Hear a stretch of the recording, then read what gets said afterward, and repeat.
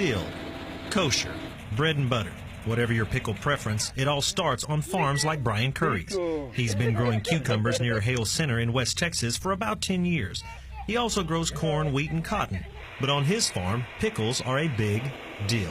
We started raising pickles in '06 or '07, and we raise them for Best Made. We fertilize the ground and we plow it. We get the ground ready to plant, and Best Made's equipment comes in, they plant and they harvest, and all we have to do is keep them irrigated during the year.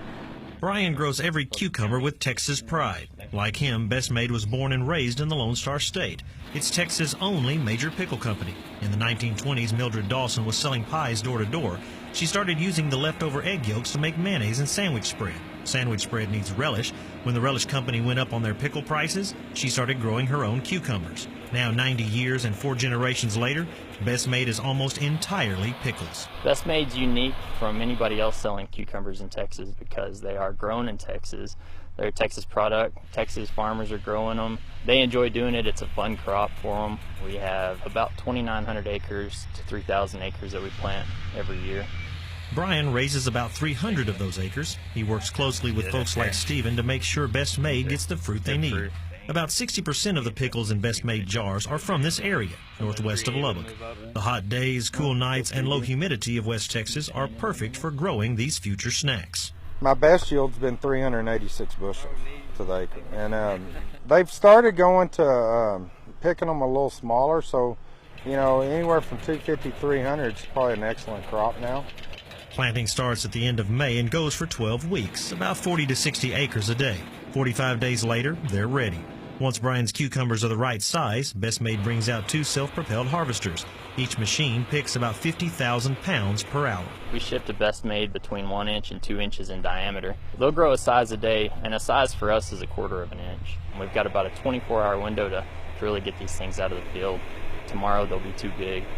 Once the cucumbers are picked, they are graded, sorted, and loaded into trucks bound for the pickling plant in Fort Worth. About 15 semi-loads of cucumbers will travel from Hale County to Tarrant County every day during harvest.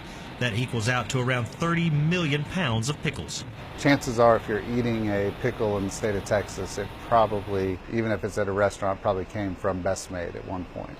Once in the Metroplex, they will either go directly to the plant in Fort Worth to be fresh packed, basically from field to jar in a few days, or they will head to the tank yard in Mansfield to be processed.